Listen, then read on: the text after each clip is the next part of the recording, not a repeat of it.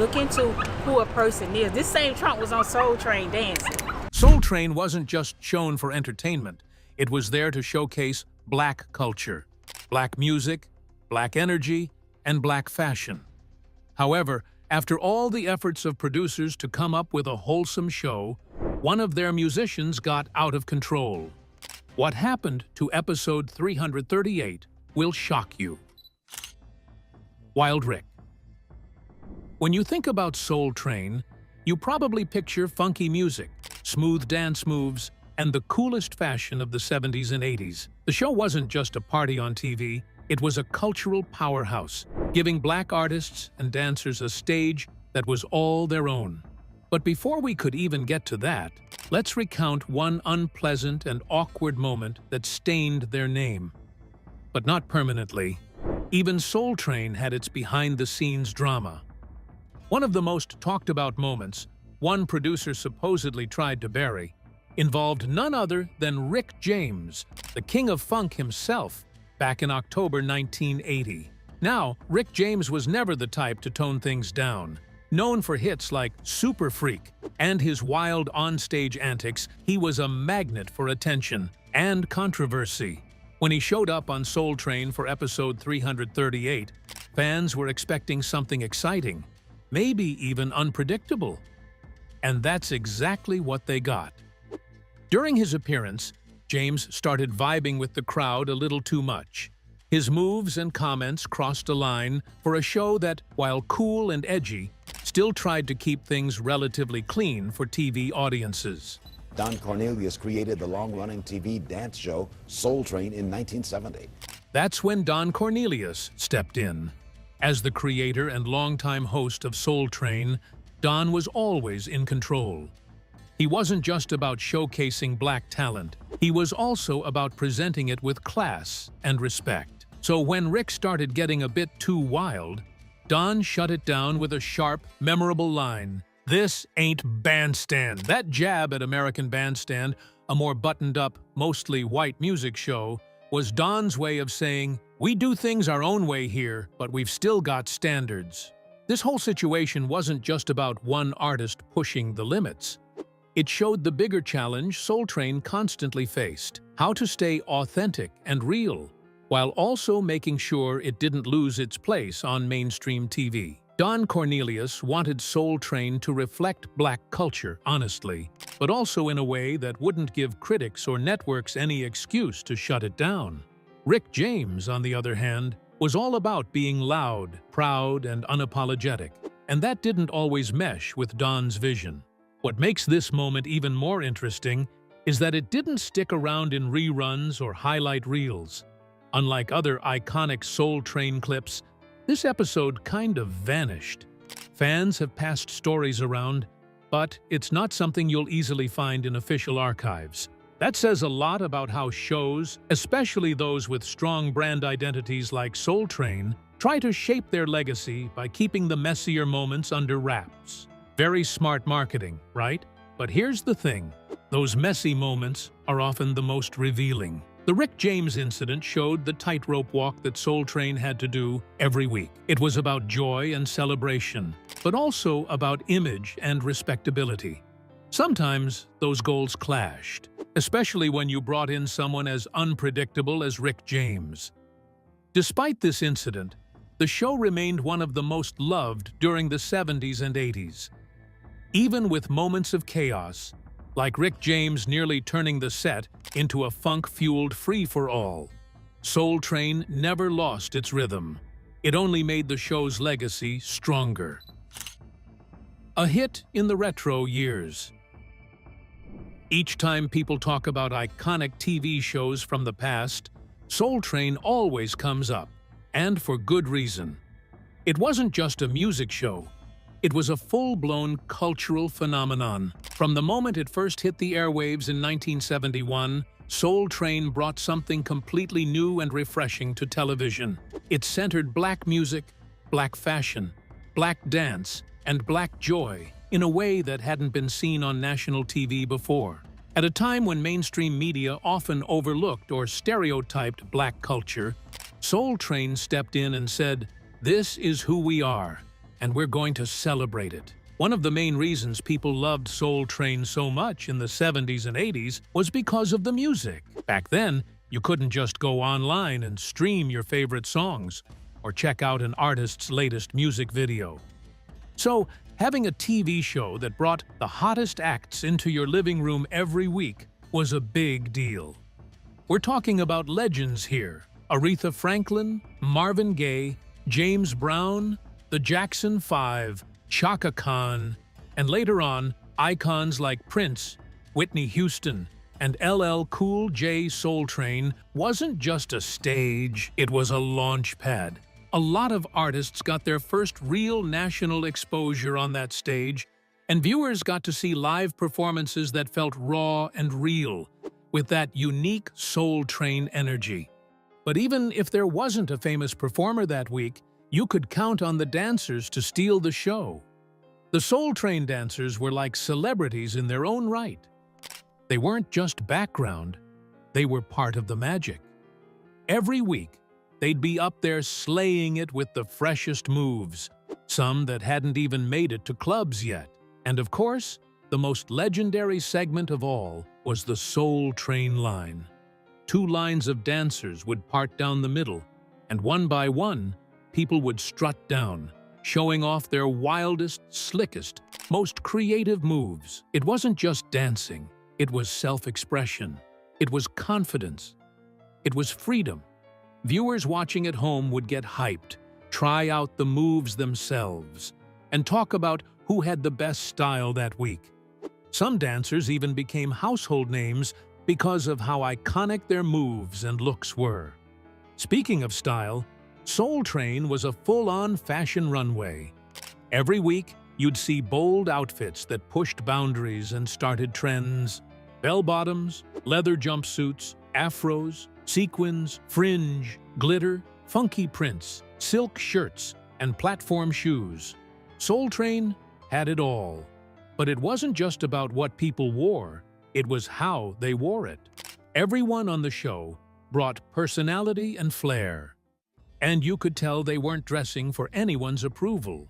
They were dressing to be seen, to express themselves, and to shine. In a world that often policed or ignored black style, Soul Train was a safe space to be extra, to be cool, to be loud, and to be proud. It's also worth mentioning just how groundbreaking the show was in terms of representation. In the early 70s, black people didn't get a lot of positive representation in the media. If they were on TV at all, it was often in limited or stereotypical roles. Soul Train changed that. It gave black folks a space to be seen and heard, and not just as entertainers, but as trendsetters, tastemakers, and cultural leaders. And that didn't just matter to black viewers. It shaped American pop culture as a whole. White audiences tuned in too, drawn by the incredible music and dancing, and Soul Train helped bring soul, funk, disco, and eventually hip-hop into the mainstream. Even beyond the TV screen, Soul Train had ripple effects. It influenced fashion, dance, and even social attitudes. Schools and communities started having their own Soul Train lines at dances and events. Kids practiced the moves they saw every Saturday morning. Hair salons got busy with people trying to replicate the styles they saw on the dancers. And countless artists have said over the years that Soul Train inspired them to pursue their dreams in music or dance. It was more than a show. It was an engine of culture. So yeah, when people look back at the 70s and 80s and talk about Soul Train with a smile, it's because the show had a major vibe. It was joyous, stylish, uplifting, and ahead of its time. Did everyone adore Soul Train? Despite its lasting legacy, Soul Train wasn't without its fair share of criticisms and challenges throughout its run. Like any show that's been around for decades, it faced issues that reflected both the changing times and the nature of television itself. One of the biggest criticisms of Soul Train over the years was that it sometimes struggled to evolve with the changing landscape of music. In the 70s and 80s, the show was at the cutting edge, featuring the best of soul, funk, and R&B music. But by the late 80s and into the 90s, hip-hop was starting to explode as a dominant genre in music, and many felt Soul Train wasn't keeping up. While hip-hop was becoming a cultural force, shaping everything from fashion to language, it wasn't always given the platform it deserved on Soul Train. At times, it seemed like the show was trying to hold on to the golden era of soul music, and in doing so, it didn't fully embrace the changing musical landscape. Shows like Yo! MTV Raps and later BET's Rap City became the go-to places for hip-hop heads, and Soul Train just couldn't capture that same energy. Another criticism that has gained more attention in recent years revolves around how Soul Train represented the diversity within the Black community. The show was, without a doubt, groundbreaking in bringing Black culture to a mainstream audience. However, it often featured a more narrowly defined version of Blackness, one that was light-skinned and mainstream. The dancers, who were a huge part of what made the show so fun and energetic, mostly fit a certain mold, with many being lighter-skinned and fitting into more conventional ideas of beauty. This was a reflection of broader issues within the entertainment industry at the time, where darker-skinned Black people often didn't get the same opportunities or visibility. As conversations around colorism and representation in media have evolved, many now look back at Soul Train and question why there wasn't more inclusivity. Why weren't there more darker-skinned dancers or performers who looked more diverse in terms of body types and personal style? This lack of diversity within the show's representation is something that's only more recently come under the microscope, as we're starting to demand better representation of all kinds of Black experiences in media. On the business side of things, Soul Train faced its own set of challenges. Don Cornelius, the creator and host of the show, was known for his strong vision and control over the production. While his leadership was part of what made the show so iconic, it also created some tension behind the scenes. Cornelius ran a pretty tight ship, which in some ways helped maintain consistency and quality. But that same control also meant that many staff members didn't have a lot of input on creative decisions, and some even felt the working conditions were less than ideal. Former dancers and employees have spoken about the fact that they weren't always compensated fairly for the hard work they put into making the show such a success. Dancers, who were crucial to the show's appeal, often weren't paid very well despite the amount of attention and popularity they brought to Soul Train. When people thought about Soul Train, it was all the flashy fits, smooth tracks, and dancers doing their thing. But off-camera, that set was full of chaos. Some have even claimed that they were treated like background props rather than the talented performers they were, which speaks to a larger issue in the entertainment industry about how dancers, especially Black dancers, have historically been undervalued. And then, of course, there was the inevitable challenge of staying relevant. As the years went by, TV began to shift. New networks like MTV and BET were coming up, and they were offering slicker, glossier music videos and more modern formats. Soul Train didn't always have the budget or the resources to keep up with these changes. It also had to compete with the rise of the internet, where people could access music and videos at the click of a button. The younger generation, who might have grown up watching the show's early years, now had a whole host of different ways to engage with music and culture. Soul Train tried to adapt by introducing new formats and spin-offs, but it never quite regained the magic it once had. The era of TV that gave Soul Train its massive influence was fading, and no matter how many revivals it attempted, the show couldn't quite match the energy of its heyday. However, despite these challenges and critiques, Soul Train still holds a very special place in television history. It's one of the few shows that consistently gave Black artists a platform when the mainstream media often wouldn't.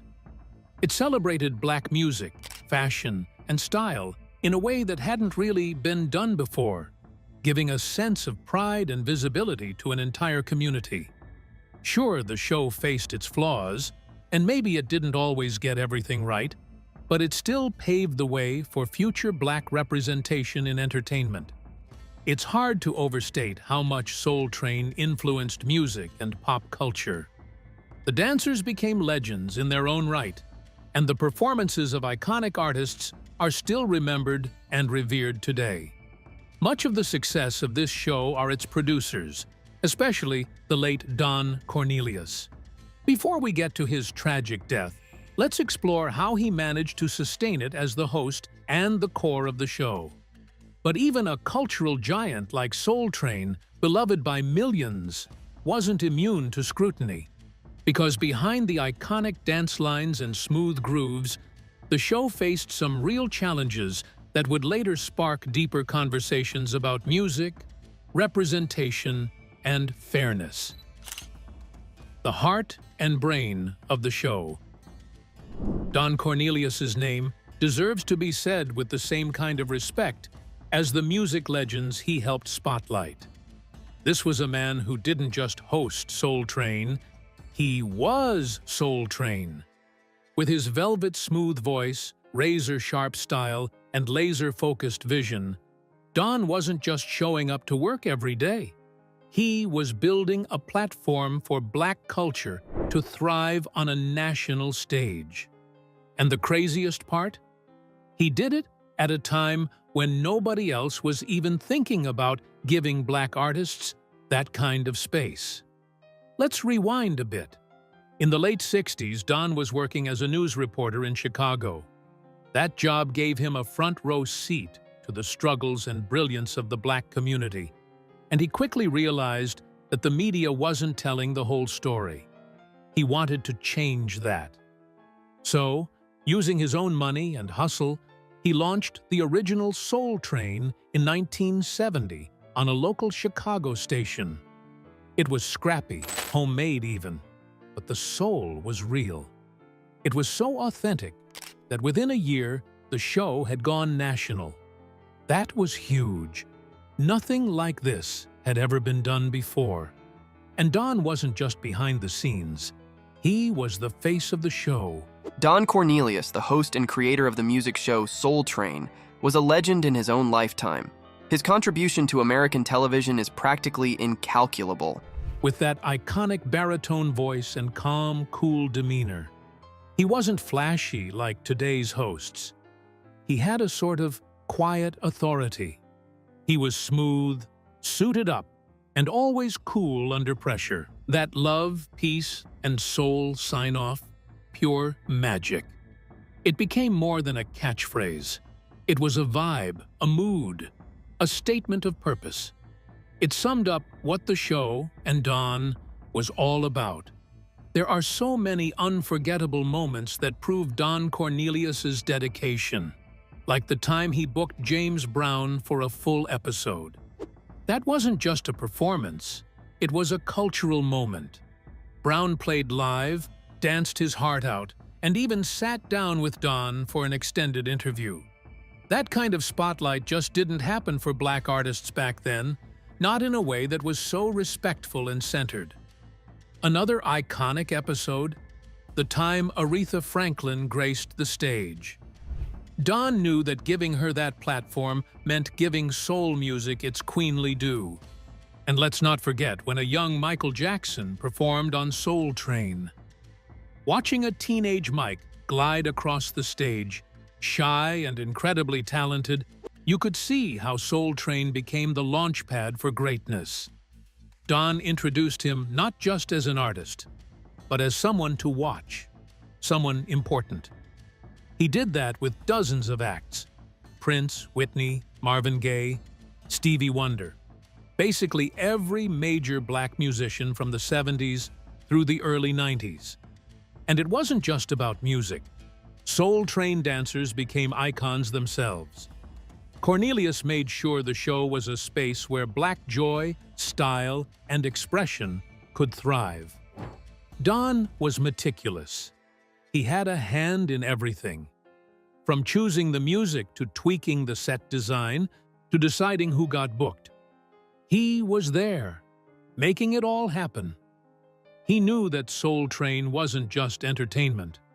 It was a cultural force. He protected that with everything he had. When sponsors or networks tried to water things down or mainstream the show too much, Don pushed back. He kept the focus on Black artistry and community, no compromises. Even as the show changed over the years, Don stayed connected. He eventually stepped away from hosting in 1993, but by then, he had already produced over 1,100 episodes. That's not just dedication, that's legacy. He went on to create the Soul Train Music Awards, which gave even more love to Black artists who weren't always getting their due at the Grammys or other big shows. Again, he saw a gap and stepped in to fill it, always with grace, always with purpose. Don Cornelius wasn't loud about his contributions, but they're undeniable. He didn't just create a show, he created a space where Black artists, dancers, and youth could feel seen and celebrated. He brought funk, soul, disco, R&B, and later hip-hop into the mainstream, on his terms. Through every decision, every episode, every artist he championed, Don stayed true to that core belief that Black culture was beautiful, valuable, and worth broadcasting to the world. Don Cornelius gave us more than just good TV. He gave us a mirror, a runway, a celebration, and he did it all with a whole lot of love, peace, and soul. But was it always peaceful behind the camera? The tragic death of Don Cornelius in February 2012 sent a shockwave through the music and television world. For millions of fans, especially those who grew up in the 70s and 80s, it felt like losing a trusted friend or a beloved relative. His self-inflicted death was not only heartbreaking, but it also sparked a lot of reflection about his impact, his legacy, and the cultural void he left behind. When news broke that Cornelius had died, taken his own life, it was shocking and deeply saddening. Many fans couldn't believe that someone who had brought so much joy to others could have been suffering in silence. He took away his life because of pain and suffering from seizures. It opened up broader conversations about mental health, especially among Black men, a topic that still carries stigma in many communities. His death reminded everyone that behind the smiles and the success, there can be pain and struggles we don't always see. For fans of Soul Train, his passing felt like the end of an era. Even though the show had stopped airing regularly in 2006, it had lived on through reruns, tribute shows, and cultural references. After Cornelius's death, the nostalgia hit even harder. People revisited old clips, shared their favorite performances, and posted memories of watching the show with family. You could feel the collective mourning, not just for the man, but for what he represented. An age when music, community, and self-expression had a weekly stage on national TV. The show's legacy lives on, of course. From the Soul Train Awards to its influence on music video culture, fashion, and even TikTok dance trends, the DNA of Soul Train is still alive. But Don Cornelius's role as the creator and caretaker of that legacy is irreplaceable. He believed in the power of music to uplift, to inspire, and to unite. And even in his absence, those values continue to resonate. His death left a scar, but it also left a reason to celebrate what he gave us. Fans didn't just lose a host, they lost a visionary who helped redefine what was possible on television for Black artists and audiences. That's why, more than a decade later, people still say his name with respect and still sign off with his famous farewell. Love, peace, and soul. This is a developing story out of Los Angeles. We've just learned that the original host of the television rock and roll and dance show, Soul Train, is dead. Don may have passed, but the rest of the cast continued life and celebrated their journey even after Soul Train. But while Don Cornelius was the visionary behind the curtain, the Soul Train dancers and cast were the vibrant heartbeat out front, each one stepping off that legendary stage and into their own spotlight. A life and career transition. The dancers and cast members of Soul Train have led diverse and impactful lives after the show, transitioning from the spotlight into various fields while leaving an indelible mark on dance and culture. Rosie Perez was one of the most famous dancers to come out of Soul Train in the 80s. Before she became known for her acting and choreography, Soul Train helped her gain confidence. Rosie has always talked about how she was shy growing up, but being on Soul Train helped her get out of her shell. After her time on the show, she became a sought-after choreographer, working with big names like Janet Jackson and L. Cool J. Her choreography became iconic, especially her work with Janet for the If music video. Eventually, Rosie made a smooth transition into acting. She starred in some of the most memorable films of the 90s, like Do the Right Thing and White Men Can't Jump. As of 2023, Rosie is still going strong in the acting world, landing roles in the Showtime drama Your Honor and the Clifford the Big Red Dog movie. Pat Davis, another standout dancer from Soul Train, made a bold move in the early 80s by relocating to Vienna to chase her dreams of a solo career in dance and music. She had the opportunity to perform across Europe, bringing her Soul Train energy to international stages. Later, Pat married Dr. Karl Bachmeier in 2007 and chose a quieter life. Today, she's a bit more private, but her time on Soul Train definitely left a lasting impression, not just on the dance community, but also on the European entertainment scene. Though not much is known about her recent activities, Pat's unique journey after Soul Train reflects the opportunities the show opened for its cast, pushing them to explore global horizons in their careers. Dorian Gregory became the face of Soul Train in its later years, serving as the final permanent host before the show's end in the 90s. But Dorian didn't stop there. After Soul Train, he transitioned smoothly into acting and was cast as Daryl Morris on the hit TV show Charmed, where he played one of the main character's love interests. Dorian's charismatic presence made him a favorite among Charmed fans, and it helped him continue to find work in television and film. Dorian has stayed active in the entertainment industry, with roles in various TV shows and movies. His time on Soul Train gave him a platform that ultimately led to a solid and sustained acting career, showing how the show shaped the future of its cast beyond the world of dance. Tamara Kemp, known as Miss Tammy, was one of the standout dancers on Soul Train, and her post-show life has been just as inspiring.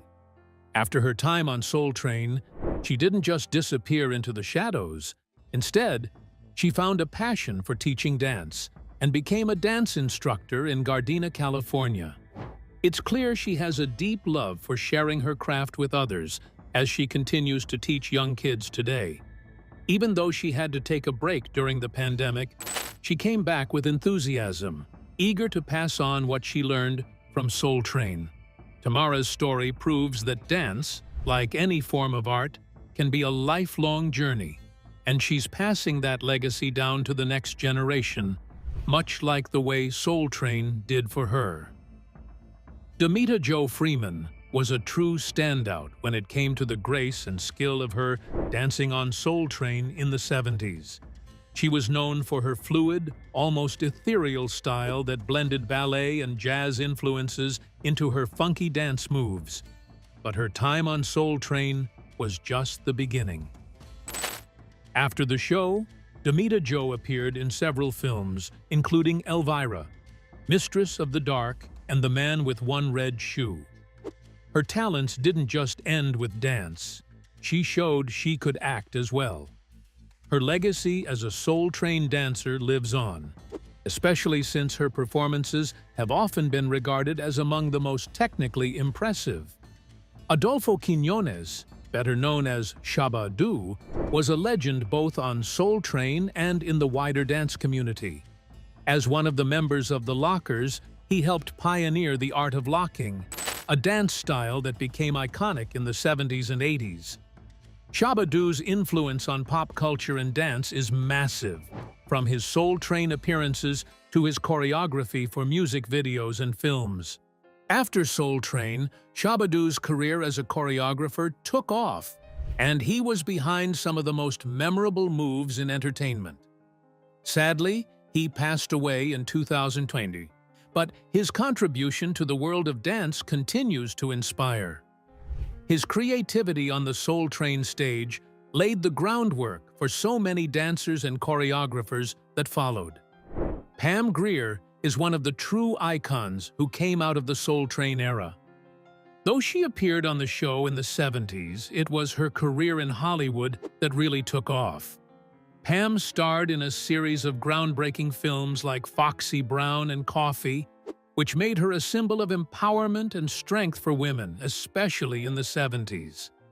Even though she faced a tough battle with stage 4 cervical cancer in 1988, Pam made a stunning recovery and continued to work in the industry. Today, she lives a quieter life on a ranch in Santa Fe, New Mexico, but she remains a major cultural icon. Pam's success shows how Soul Train gave artists the platform to build long-lasting careers in the entertainment industry, and her resilience only adds to her legendary status. Carolyn Griffey, daughter of Soul Train creator Dick Griffey, continued the legacy of Soul Train by joining the iconic R&B group Shalamar. She became their lead female vocalist in 2001 and helped bring the group's unique sound into a new generation. Shalamar's blend of funk, soul, and disco has influenced generations of artists, and Carolyn's powerful voice remains a key part of their success. The group has continued to perform and tour, proving that the Soul Train legacy is alive and well in the music world. The cast members all followed different paths after the show ended, but they all have one thing in common. The show helped launch careers that shaped music, dance, and pop culture for years to come. Whether they went on to act, choreograph, or teach, their time on Soul Train gave them a platform to pursue diverse passions, and their contributions continue to influence artists today. Have you seen Soul Train snippets lately on social media? Tell us what you think about it in the section below. Subscribe to the channel for more.